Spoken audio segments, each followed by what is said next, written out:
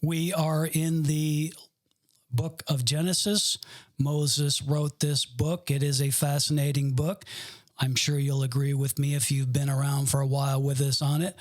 We are up to chapter 11. We finished chapter 10 last time. Thus far here in this book of Genesis, God, through the pen of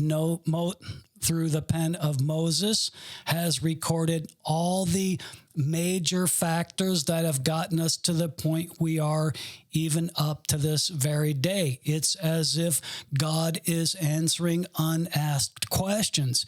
He is anticipating our curiosity. The first thing we learned was who's responsible for everything we see and everything we don't see. This book has shown us why God is in charge of it all. It's because he made it all. The creator of anything actually has the undisputed right of ownership over the things which he has created. Then we learned why we were made. He created us in his image and told our parents, our first parents, to be fruitful and multiply and replenish the earth, all with the express purpose of spreading his glory throughout creation. In addition, he promised to provide all we would need to accomplish that purpose, including, most important of all, his companionship. God would be by our side throughout all of eternity.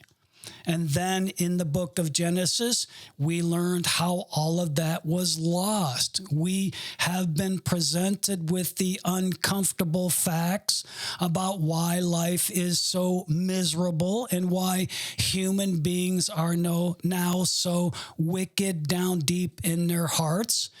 And we learned all of that through the story of original sin.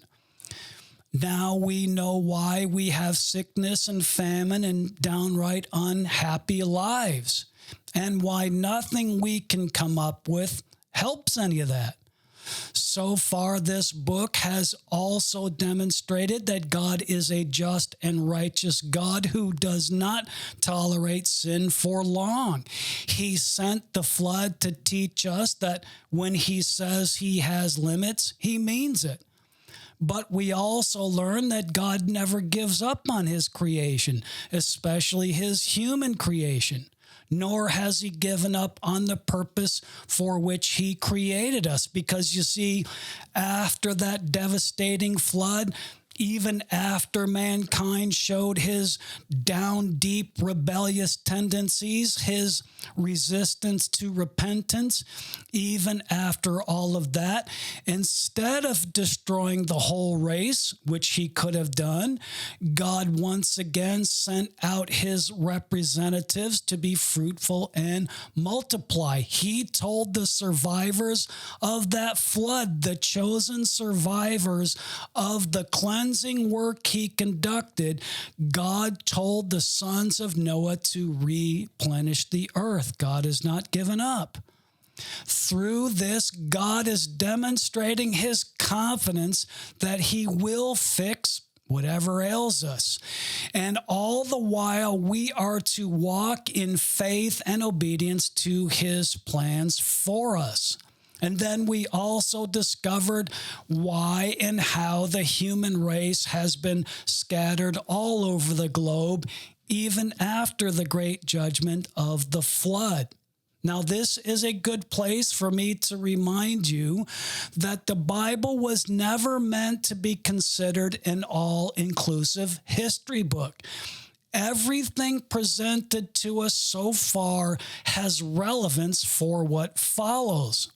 Even though the topics are broad and the events are far-reaching, we are not to assume that what's here is all there is. Instead, what's here is all we need to know for what comes next. God has only shared answers to questions regarding his own purpose for writing the book. That's why there are no dinosaurs or cavemen or land-creating volcanic eruptions or history of the Pacific Island peoples. God has something very important to tell us, and what we've learned to this point relates directly to it. And very soon that is going to become obvious, which brings us now to chapter 11. I just summarized in 5 minutes and 35 seconds what took us about 2 years to cover. So this is a fascinating moment. Chapter 11 is a fascinating moment. The biblical time clock is starting to slow down. We're just about to that place where the Bible's focus sharpens to a point. And although I know what's going to happen, I still feel kind of excited.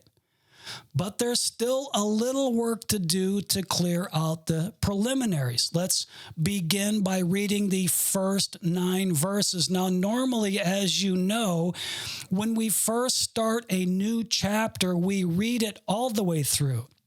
But in this case, there are clearly 2 sections with 2 very different messages. If you've already read this chapter yourself, which I hope you did, you should get into the habit of doing so. Reading the chapter yourself all the way through a couple of times is going to help you when we start breaking these verses down in detail. I highly recommend it. It's going to give your mind and spirit a bit of a head start on the material. And you may be able to come up with some questions or issues you can ponder as we go through this. Now, I know we don't take questions here, but that doesn't mean you can't look those things up on your own. I'm hoping that one of the things that you've been able to develop through this Bible study is a healthy curiosity about the things of God. I hope this is becoming more and more real to you, and you're beginning to see how important it all is. Listen, when we feel something has significance, it makes us curious. It makes us want to know more. Anyhow, I really think reading the chapter through on your own is a good idea. Who knows what you'll be able to discover. So back to what I was saying. Chapter 11 is split into 2 clearly defined sections. And I think it would be best if we deal with each as separate thoughts. So we'll begin with just those first 9 verses, and then we'll tackle the rest afterward. You'll see what I mean as we go through this. Here we go, the first part of Genesis chapter 11. Remember, I'm reading out of the King James. I ask you to read out of the Bible that's in front of you, assuming you brought a Bible with you. If you didn't, we have the verses up on the screen, the ones that we are going to read now. We'll read from verse 1 down through verse 9 of the 11th chapter of Genesis. Here we go. And the whole earth was of one language and of one speech. And it came to pass as they journeyed from the east that they found a plain in the land of Shinar, and they dwelt there. And they said one to another, Go to, let us make brick and burn them thoroughly. And they had brick for stone, and slime had they for mortar. And they said, Go to, let us build us a city and a tower, whose top may reach unto heaven, and let us make us a name, lest we be scattered abroad upon the face of the whole earth. As we always do, we will come back and talk about these verses one by one, or at least 2 or 3 together. We will be doing that later on. Right now, all we're doing is reading them through. Verse 5, And the Lord came down to see the city and the tower which the children of men builded. And the Lord said, Behold, the people is one, and they have all one language, and this they begin to do. And now nothing will be restrained from them which they have imagined to do. Go to, let us go down, and there confound their language, that they may not understand one another's speech. So the Lord scattered them abroad from thence upon the face of all the earth, and they left off to build the city. Therefore is the name of it called Babel. Some people say Babel, I say Babel, because the Lord did there confound the language of all the earth, and from thence did the Lord scatter them abroad upon the face of all the earth.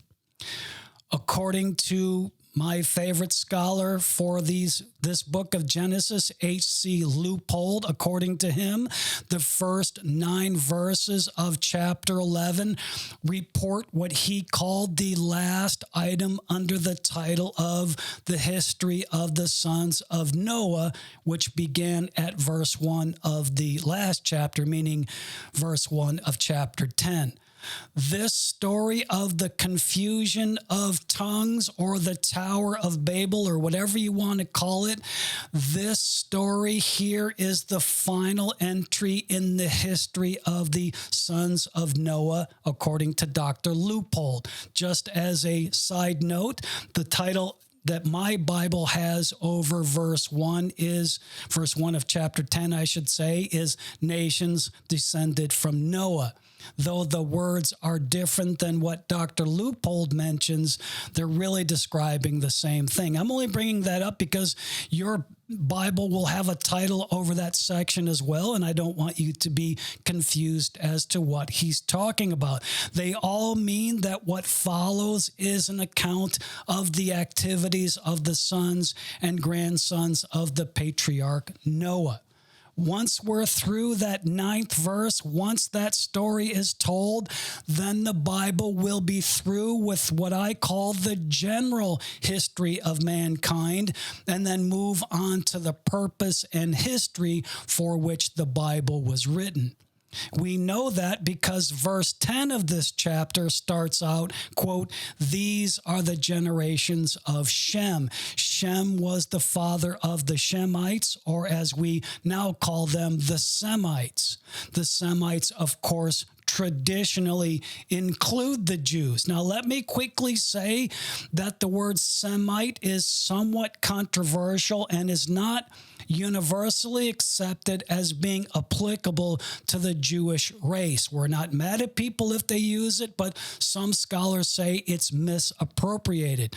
Today, we talk a lot about the Semitic people, and we say things like anti-Semitism, but many experts consider those sorts of references as purely a modern thing. In this case, meaning the past few hundred years, it's a modern invention. So to avoid any confusion, we'll not use the word very often because we really don't need to. You'll understand when I say Jews or Hebrews, I don't need to say the word Semite. You know that they are sons of Shem. So back to our introduction of the 11th chapter of Genesis. This is, in a very real sense, a pivotal chapter, meaning we have finally reached a turning point in God's message to the world. The rest of this book, from Genesis 11:10 onward, considers and reports on the Jewish branch of the family of Shem. All other peoples and subjects are left behind or left out because the story of the Jews is what God is interested in sharing with us. If other peoples and subjects are included, it's only because they somehow relate to God's chosen ones. I know we haven't gotten to the point in this book where they have been called the chosen, but I'm sure you know what I mean.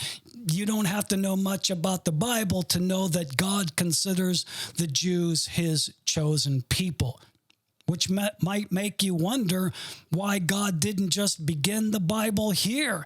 If this is the story he wanted to tell, why all the preliminary stuff? Why spend the time, though it's not a lot of time compared to the rest of the Bible, but still, why talk about all those other peoples and all those other things at all?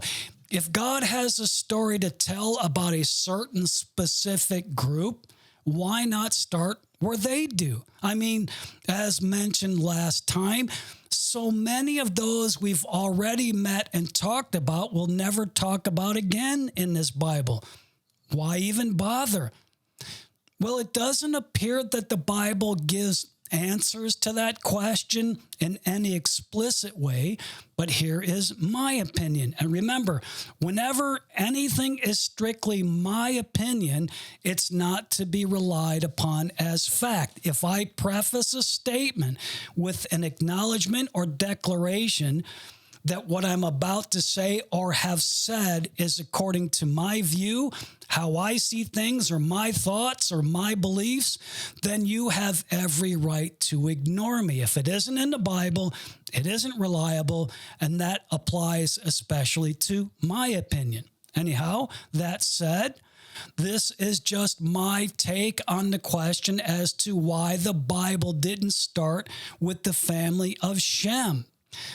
Well, I think it's to highlight the fact that the Jews were separated out purposely by God from everyone else.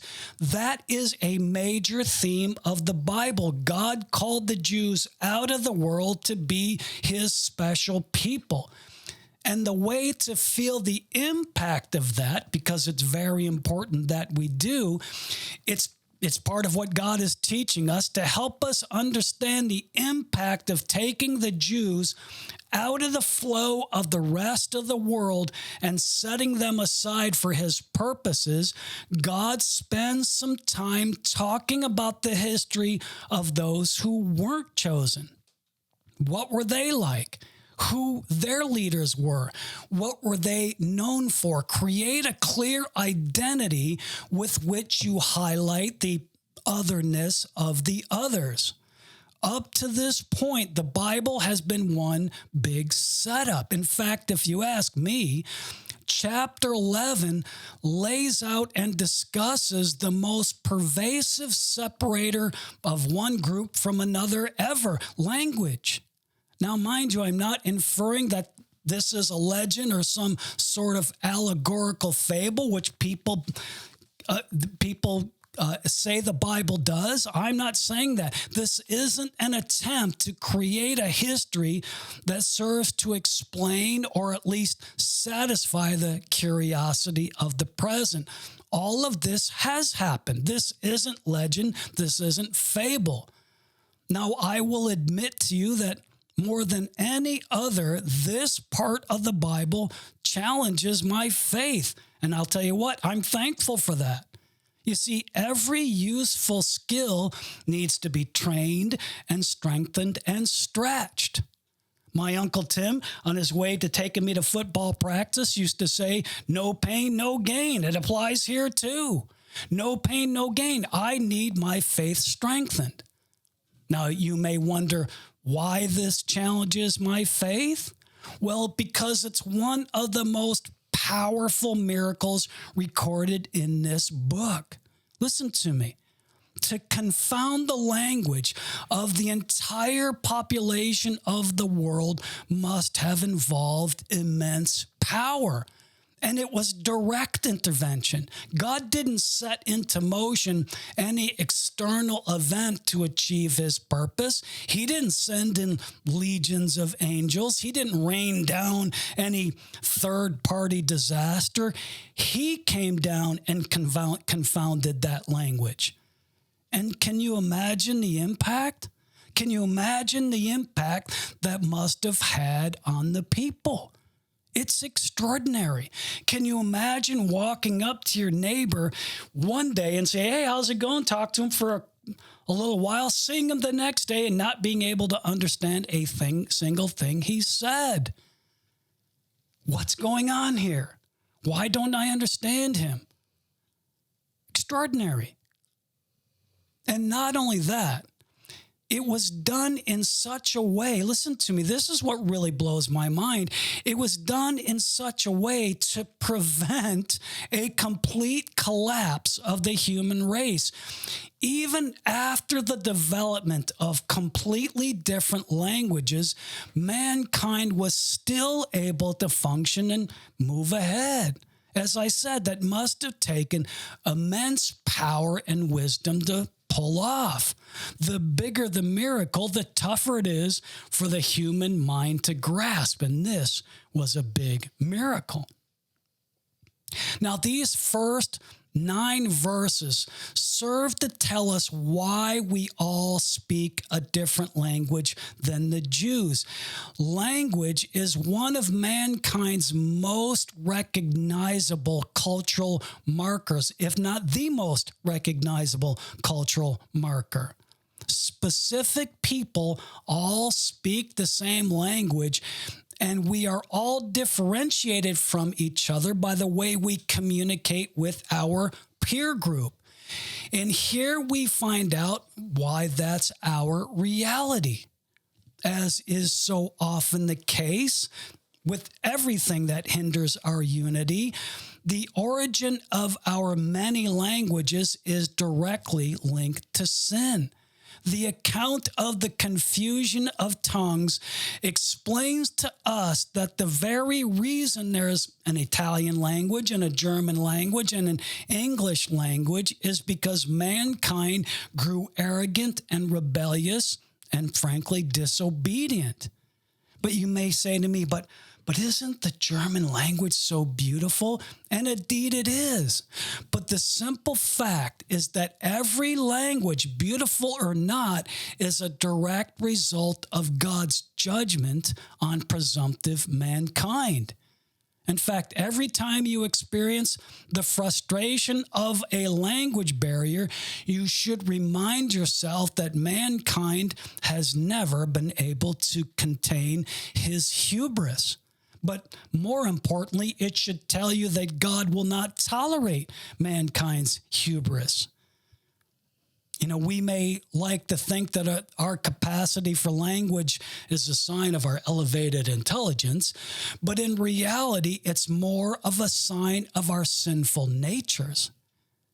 Now, before any of you go taking this personally, let me remind you that I have more than one linguist in the family. But that doesn't change the fact that they're linguists because mankind has been judged. All right, so let's get into some details. Back to the first verse. And the whole earth was of one language and of one speech. Now, of course, no matter what your view is of the origin of man, this is an accurate statement.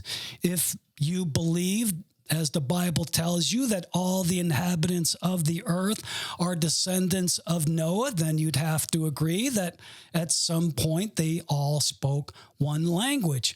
If you reject that biblical notion that Noah is the father of all nations and say that some unnamed human or human-like couple that existed millions of years ago are responsible for all human life on the planet, then you'd still have to concede the point that everyone spoke one language at some point.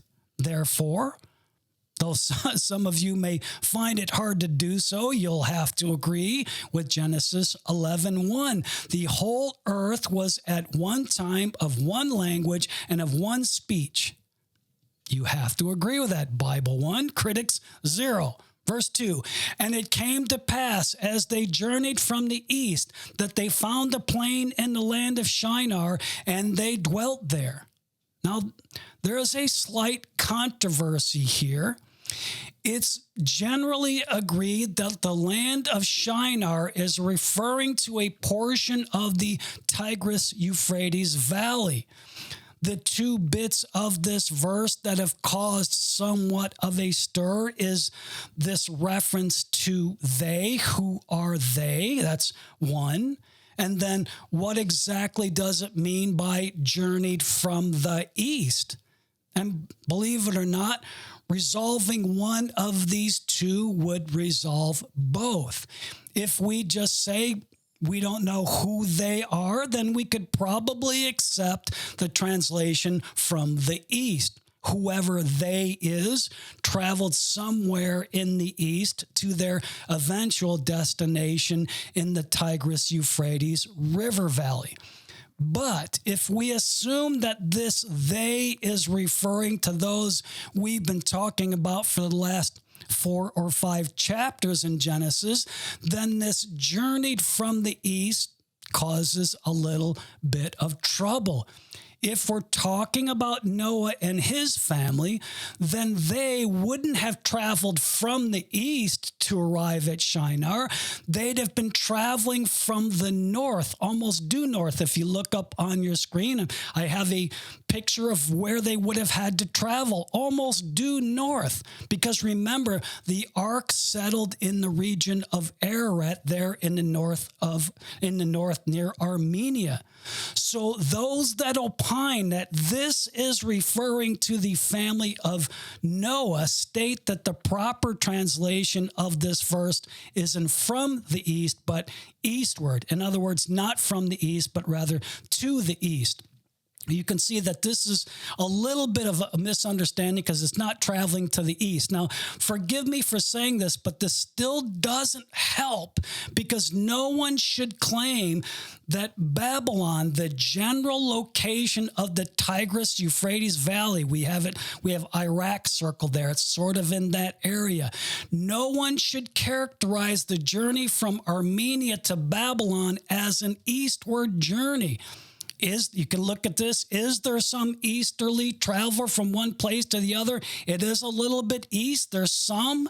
But when describing a journey, you use the predominant direction, not an incidental one. So those that advocate for this translation still have a problem to deal with.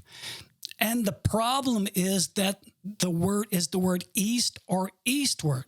So a number of possibilities are offered to try to clear this up. For example, assuming that sometime after landing in the mountainous region of Ararat, they packed up and went back to where they once lived, somewhere near the former location of the Garden of Eden, and then from there traveled eastward, which I don't have a big problem with. That's possible, I suppose, provided they could find it. They most likely would have only had an idea of the general location of it because, remember, the whole thing was destroyed along with everything else in the flood. But my advice, as it usually is to not read too much into these things, especially if God doesn't give us a whole lot of details. In this case, we must assume the point of the story is not who the they are, nor where they came from exactly. If God chose not to share those details with us, and we can't make a reasonable case from whatever info we've been given, it's time to move on and concentrate on what God is telling us. There's nothing wrong with letting God's word say all it needs to say and then leaving it at that, even if whatever is said seems or feels incomplete. In fact, that's really the preferred method. So some they people traveled from some direction, perhaps the east, perhaps to the east, and they ended up in Shinar, somewhere near what we now know as Babylon or Babylonia. Now, my belief, for what it's worth, is that these are the family of Noah. I believe that is everybody then on the face of the earth. And Shinar was just the latest stop on their wandering-like, meandering migration journey. I mean, they had the whole planet to choose from. I think sometime after the ark landed, the people began moving around, and at the time frame of the events reported in chapter 11, they were indeed somewhere east of Shinar. Now, I can prove none of that, but given the context, I believe that's all any of us can safely surmise. Well, we're really just getting started. I suppose this is as good as any place to stop for now. Next time, we'll continue moving through this incredibly interesting section of God's Word. See you then.